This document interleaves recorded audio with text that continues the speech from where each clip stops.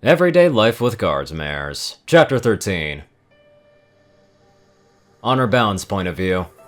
It was an hour after dawn. Corporal Honor Bound has been inside the royal carriage, trundling along since daybreak, while it was pulled by two earth ponies. From their quiet idle chatter to one another, they seemed to be enjoying themselves in the brisk spring morning air. They were on a country road in the low farmlands just to the east of Canterlot. Beside the corporal sat Anonymous, the royal engineer. Despite the sway of the carriage, he had somehow managed to keep his concentration while reading a book about land surveying. Yesterday, Princess Celestia had offered him the chance to make use of one of the royal flying carriages. He politely turned it down, suggesting that it would be better to show up in a more standard carriage, rather than making it obvious that this trip was conducted by the direct authorization of Her Royal Highness. Honor had to agree. A flying carriage pulled by 2 or 4 Pegasi was something that would cause a stir anywhere outside of Canterlot. Or Cloudstail, she supposed.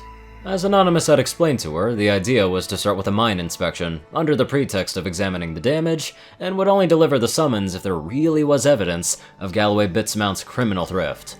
But as a result of that decision, plus the dearth of train service on Sunday, they had to deal with the somewhat nauseating rocking motion of the carriage. Ugh. Specialist Glamour Spear, riding outside of the carriage on the rear box seat, was clearly having the worst of it. She had mostly managed to keep it under her helmet, despite the occasional audible moan or groan. But for now, it was worth the suffering, since the 2 earth ponies were hustling them along at a healthy clip.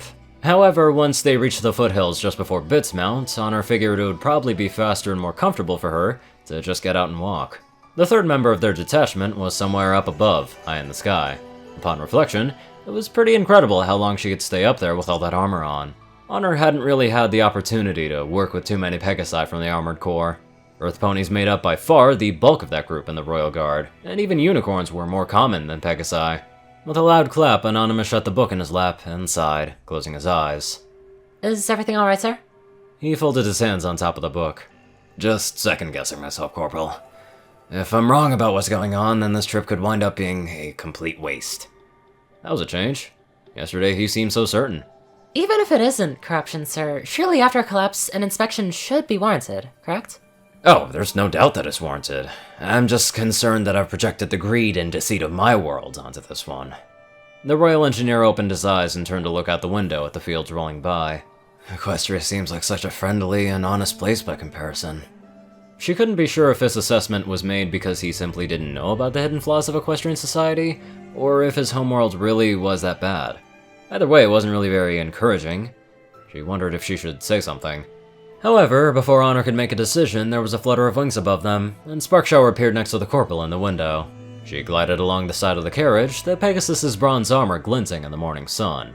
Corporal, there's some unexpected activity going on at the bridge up ahead. Wait, activity on a Sunday? What kind of activity, Specialist? I counted 6 Pegasi and 8 Earth ponies milling about the bridge area. 2 of the Earth ponies were on the road, barring the bridge with spears, and 8 camp tents and 2 large pavilion tents have also been set up on the neighboring fields. And they've also got 3 large wagons as well. Everything's flying equestrian Royal Guard colors, Corporal. The Royal Guard, conducting operations on a weekend so close to Canterlot. Could something bad have happened? So they're barring the way across the New Stirrup Bridge? It seems that way, Corporal, or at least they're controlling it. Anonymous leaned over. Should we find another way across the river, Corporal? Sir, Old Stirrup Bridge is about an hour's ride further east, and we'll have to double back to get on the road to Bitsmount. I wouldn't advise it. He shrugged. Well, maybe they're securing it against some other threat. We'll be allowed to access across anyways. That'd be my guess, sir. Corporal Bound turned back to Sparkshower.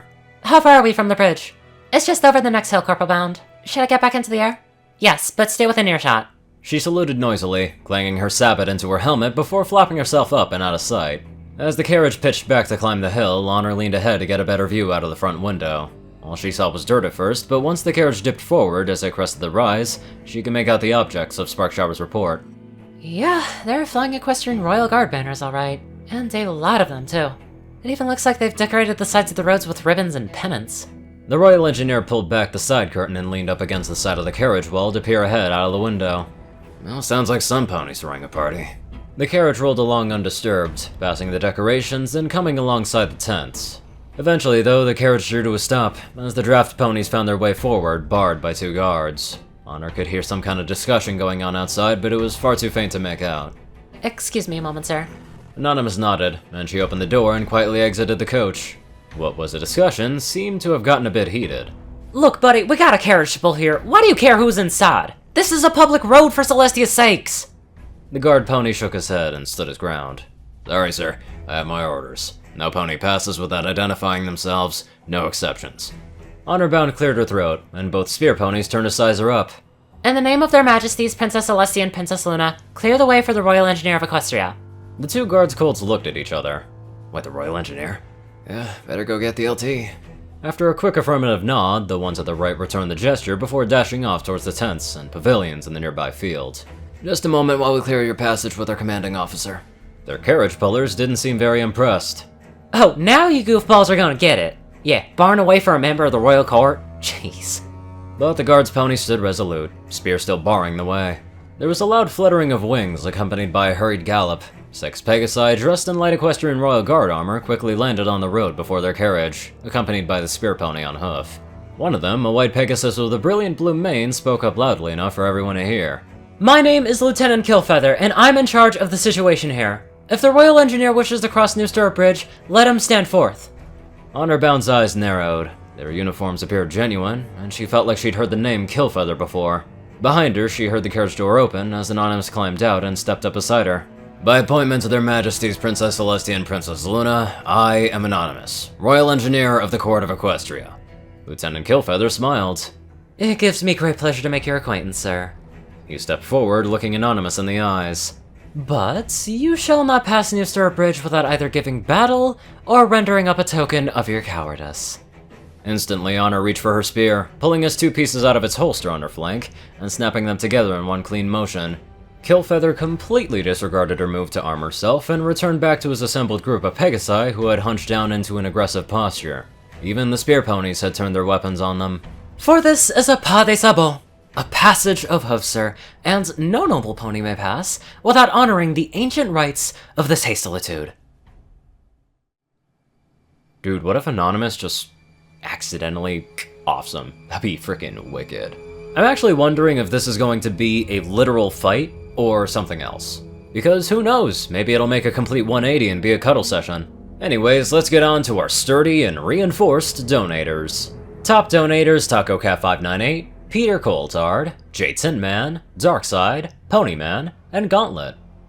Zar630, Raiden, Black Moonheart, Drake Lovedragon, Dospo, Delta Omega, RuneScythe9852, Hunter Roman, Dash of Evergreen, Ronnie Dragonwolf, Secret Moon, Tal Rasha, The Toilet Snake, Sword Brother and Mordred, Ronin Wandering, Random Person Man Guy, Easy, Jack Cadge, Sky Uchiha, Leslie Prickett, Jordan Peterson, Crimson Kitten A9, Lightskin, Monster Kitty, Starlight Glimmer, Lightning Blitz, Squiddy Boy, David E. Sanchez, Soul Dragon, Gaggy, Trey, Shadow Drake, Joe Piercy, Alex F., Rainbow Dash, Teal'c Anderson, TV Killer, John Becker, Leon Reynolds, Raven Speedster, Zach Rakau, Mystery CU, Edgar Garcia, One Kingdom 1, Nissa Rusan, Vazuri, Dyslexic Character Sheets, Just a Random Boy, Hodrick Plancart, A Crazy Person, Ponyman365, Neapolitan, 6 of 9, Shyfire, and Anstamp PUBG.